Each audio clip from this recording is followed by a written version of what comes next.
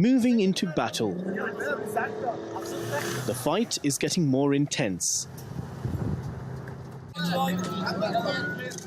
Turkish-backed Free Syrian Army fighters say they are in high spirits.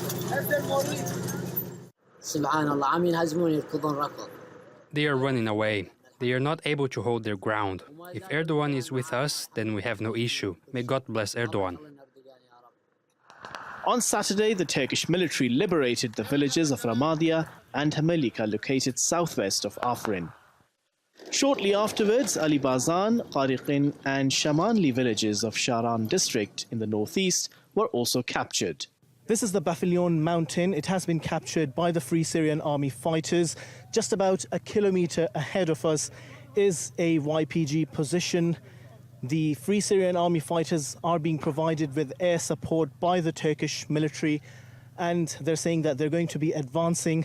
But at this point in time, there are some snipers ahead of us, and they're trying to target these people. And Ankara says the fight will go on. The city of Afrin is surrounded. We have cleared the terror nest from all the territories near our borders. Now our soldiers, our special forces, and the heroes of the Free Syrian Army go step by step to Afrin.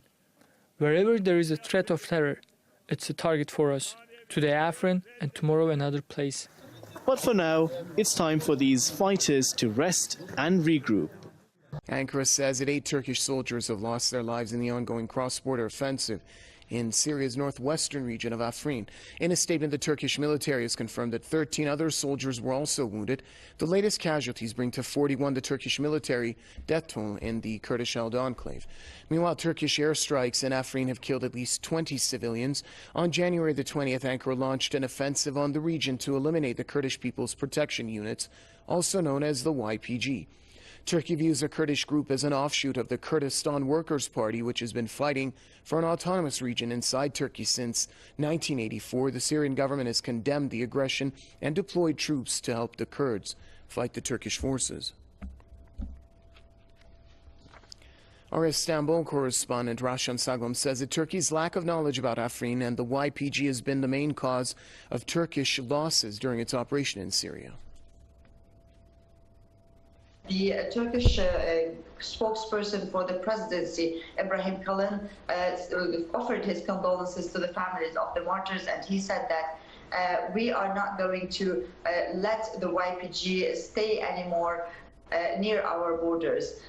These incidents have been happening a lot since the beginning of the Afrin operation, and mainly those incidents are due to the lack of the Turkish army knowledge in the areas. Of course, we know that the Kurdish forces or Kurdish militants were able all the time to advance during the night, and due to the ambushes, they were able to inflict losses to the Turkish army. However, the Turkish army's strength is by air and by shelling from a distance. This is how the Turkish army today was able to evacuate the wounded, and some of the wounded had critical conditions. The Turkish army shelled the area heavily, and they were able to evacuate the wounded and send them to hospitals for the treatment. A few weeks ago, this part of Syria's Afrin district was all YPG territory. Now, an IHH-aid convoy is driving past Roman architecture from the 2nd century. But then, the lead truck takes a wrong turn. Suddenly, the convoy hits a dead end. But it could have been worse. This area has been cleared by the Turkish forces, and the Free Syrian Army fighters have moved in. However, some of the roads are still blocked, and as we can see here, booby traps are placed. There's actually a mine placed around here, and it is understood that it may still be active. So the area is yet to be screened by the Turkish forces. Most of the people from here have left. The Turkish aid agency, IHH, has approached this area. They tried to cross it, but they were told that the area is booby-trapped, so they have, for now, turned around. Free Syrian Army fighters show up with a warning. YPG snipers are in the area, they say. The aid convoy rushes out of the danger zone, and then a stopover for some deliberation. مشان الطريق سالك يعني عم بقول لا تخاف ما في شيء الو وقفنا ضرب النار يا The aid workers decide to take a risk and travel down a treacherous mountainous road. Finally, the convoy arrives at Kursenli village. Soldiers came here and asked us if we needed anything. We asked them for food for the children. We can understand what's happening, but the children don't understand. We want their needs to be met. After distributing the goods, the IHH team leader talks about the difficulties of his mission. We are facing a lot of challenges, not only in Afrin. Before, in Syria, generally, we are facing a lot of problems, especially bombardment by the jet fighters, missiles sometime while we are working. This is first. Secondly, the second problem is that the difficulties in the roads, because sometimes, as you see, the roads are very rough. Despite the challenges, Abdul Salam Sharif says his men are eager to reach people who need help and bring some relief to young and old in a war zone.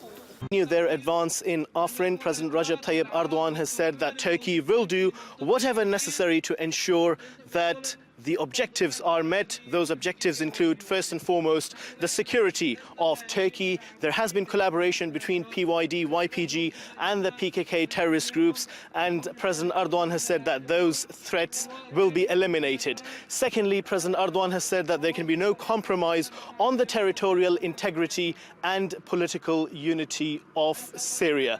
The President has said that Turkey will attain those objectives, and it's important that the allies of Turkey also understand the concerns of Turkey. Now, earlier I've been talking to officials here. This is the Hamza Brigade. They will be moving into Afrin city center, and of course they're going to be engaging in urban warfare. I've spoken to the commander and I asked him about the challenges he anticipates. In the beginning, we faced some challenges due to PKK's strong front line. But after breaking it and taking control of the border region, our battle now became easier as we pushed towards the city of Afrin. FSA commander, they're explaining some of the challenges they anticipate. Now, the PKK and its allied terrorist groups have been saying that all those Kurds who are not standing with the terrorist organization are traitors. What do the Kurdish fighters here think about that? The PKK has oppressed the people. We don't accept their oppression. They killed 7 people of my relatives. These fighters are from the Kurdish Falcons Battalion, which is part of the Hamza Brigade of the Free Syrian Army.